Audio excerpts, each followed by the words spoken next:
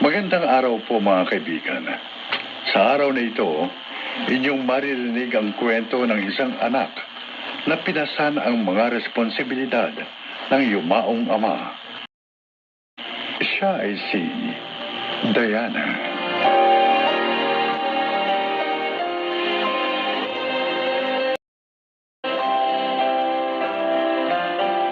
Eksaktong 1 taon ang pagkabantay ni Mami na magpakasal sina Daddy at Tita Sandra. Nagkaroon sila ng isang anak, si Minette, na itinuring kong tunay na bunsong kapatid. Minahal ko sila ni Tita Sandra katulad ng pagmamahal ko kay Daddy. Sa paglipas ng mga taon, lalo pang lumalim ang tuwang nabuo sa pagsasamahan namin bilang isang pamilya. Pero tuwang bigla na lang pinutol ng isang insidenteng hindi namin inaasahang mangyayari ng araw na yun.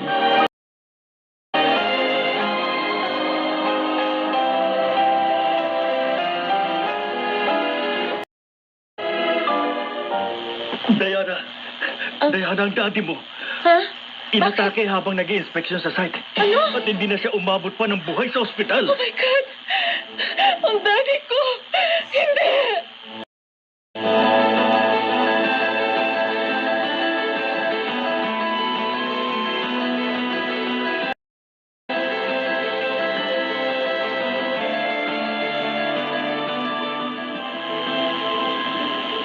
No! Hindi totoo ang sinasabi mo, Ma'am. Hindi patay si Daddy.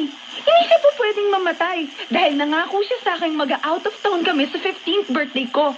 Di mo ba alam rin yun, Ma'am? Yung pangakong yun sa akin ni Daddy? Halika namin din. Nasa morgue na ang daddy mo. No! Doon na natin siya pupuntahan. Ayoko. Hindi si Daddy yung nasa morgue yung sinasabi mo. Tell me, Ma'am, nagbibiro ka lang, hindi ba? Sabihin mo sa akin, nagbibiro ka lang.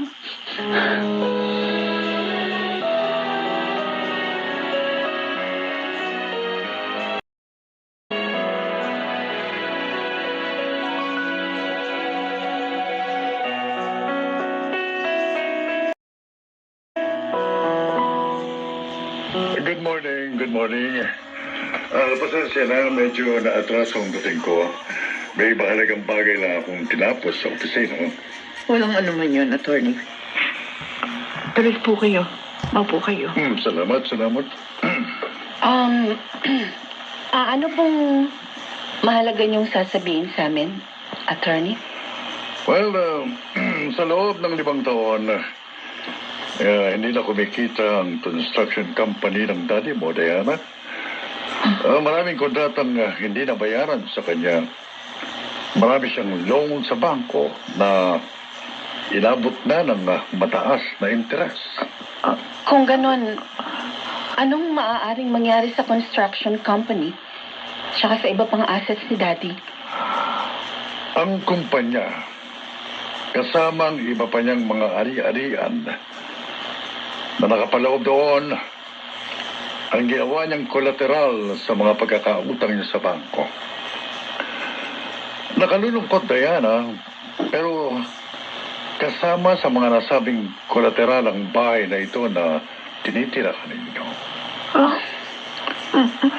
Diyos ko. Maaari bang makahingi kami ng kopya ng mga dokumento, attorney? Sure. Heto. Sadyang maglaan ako ng mga kopya para sa inyo. Ayan po. Maraming salamat po. Well, sabi ko ng lahat ang dapat kong sabihin sa inyo. Papaalam na ako. May hiling pa kasi akong pupuntahan ngayon. Kung may gusto kayong itanong, tawagan niyo lamang ako sa opisina ko, okay? Opo, attorney. Maraming salamat po sa inilaan yung oras para sa amin. Okay. Diana,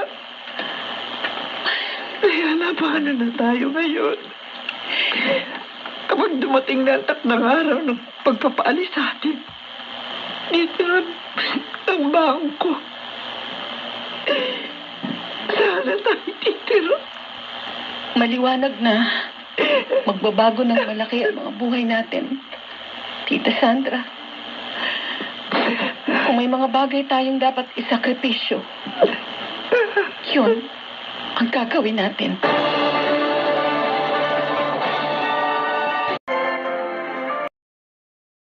Ito ang aking buhay.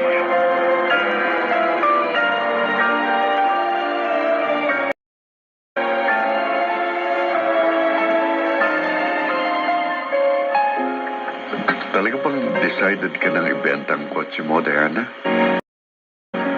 Oo, Resty. Gagamitin ko kasing pandeposito sa uupahan naming apartment ni na Tita Sandra at Minette. Okay, hayaan mo. Maghanap ako ng buyer sa mga kakilala ko. Ah, siya nga pala.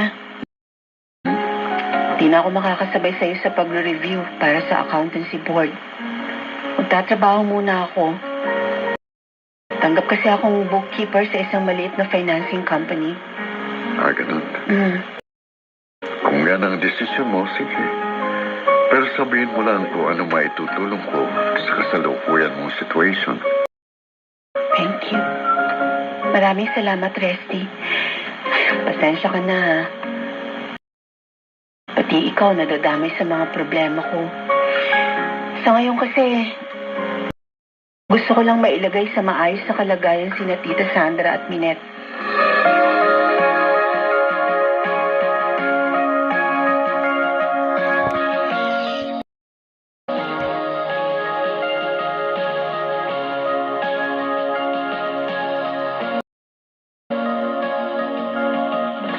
Sandra, Binet. Tara na kayo. Doon na tayo sa sasakyan. Dahil sakay ko ng lahat ng mga gamit nyo sa inarkilang pick-up truck. Anak, halika na.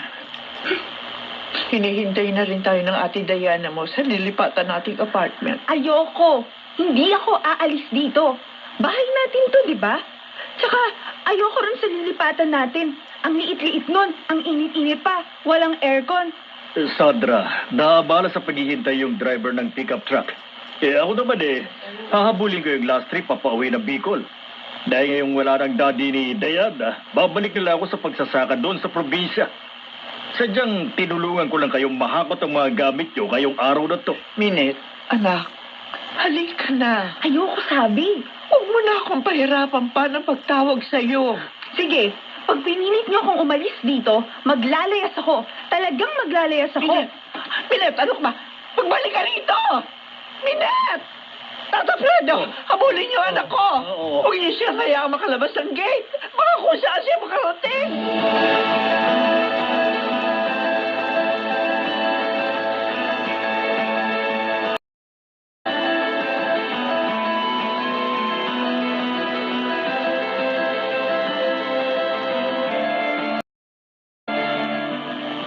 Diana, halos winidro mo ng lahat ang savings mo. Oo. Ipambibili ko kasi ng 10 bundles ng ukay-ukay. Ipapamahala ko kay Tita Sandra. Doon ipopwesto sa harap ng apartment. Doon kasi dumadaan ng mga tao papunta sa palengke. Ba, maganda yung naisip mo. Yung market na ang lalapit sa inyo. Uy, samahan mo ako mamili, ha? Oo naman. Di ba sabi ko nga sa'yo, basta't kung anong maitutulong ko, gagawin ko.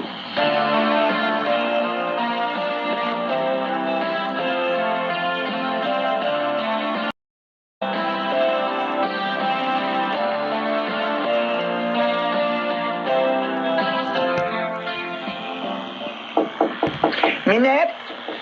Minette! Hindi ka ba talaga lalabas diyan sa kwarto? Malalate ka na sa klase mo! Bakit kasi nilipat niyo ako sa public school? Ayokong mag-aral doon. Dapat nga magpasalamat ka dahil makapag-aaral ka pa! Kung talagang gusto niyo akong mag-aral, ibalik niyo ako sa private school. Doon sa dati kong eskwelahan. Bakit ba hanggang ngayon? Ayaw mong intindihin, mahirap na ang buhay natin! Dahil ayokong kaawaan ng sarili ko, Ma'am. Ayokong bumaba ang tingin ko sa sarili ko dahil kapag nangyari yun, ano pang magiging tingin sa akin ng mga kaibigan ko? Bakit? Sa akala mo ba, hindi rin ako nagtitiis sa lintik na buhay na ito? Yung pagtitinda ko ng ukay-ukay, akala mo ba hindi nakapanili ito na pagkatao ko? Para malaman mo, sukang-suka ko sa lecheng amoy ng mga damit na yun. Totoo bang lahat ng narinig ko? Tita Sandra? Diana,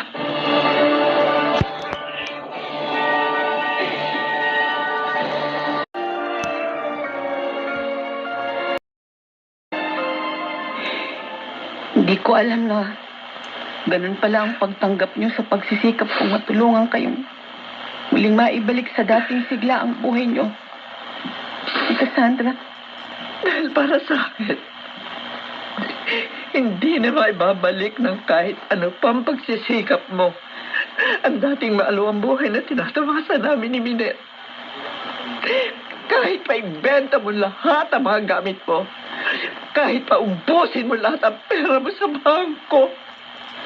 kung ganun, patawarin niyo ako dahil pinangunahan ko ang mga bagay-bagay sa buhay niyo.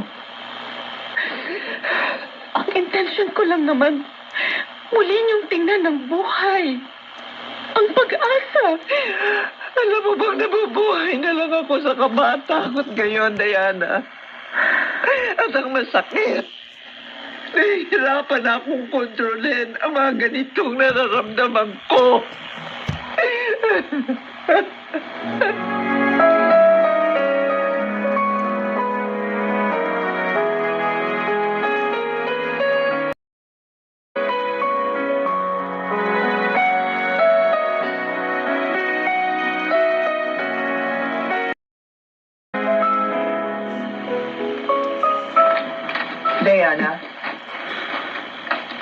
Diana, bakit mo ibinabalik sa pagkakabandal ang mga ukay-ukay?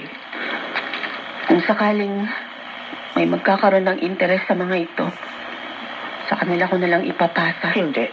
Huwag. Hahanapin ang mga iyan ng mga suki kung namamalengke. Pero tita, Nadala lang ako ng kung ano-anong nararamdaman ko kahapon. Kaya kung ano-ano rin ang nasabi ko. Siguro dahil nai-stress din ako sa mga pagmamaktol ni Minet. mula kasi ngayon, naisip kong huwag na kayong pangunahan sa mga bagay na gusto niyong gawin. Diana, hindi. Hindi, Diana. Please. Huwag mo kami sukuan ni Minet. Dahil sa mga sandali nagiging mahina kami mag-ina. Sa'yo pa rin kami humuhugot ng lakas.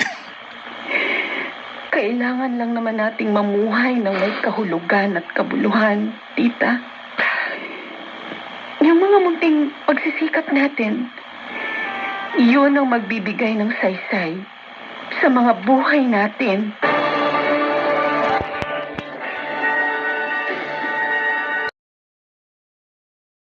Panatag ng lahat ng mga bagay-bagay sa pagitan namin ni na Tita Sandra at Minet. Masdaman na nila ang katotohanan ng buhay mula sa kanilang mga karanasan. Malapit na magtapos sa senior high si Minet sa public school. At ako, ang pagkuha ng accountancy board exam ang kasalukuyang pinaghahandaan ko. At si Resty? Hindi niya ako iniwan sa aming mga pangarap. Ako si Diana. At ito ang aking buhay.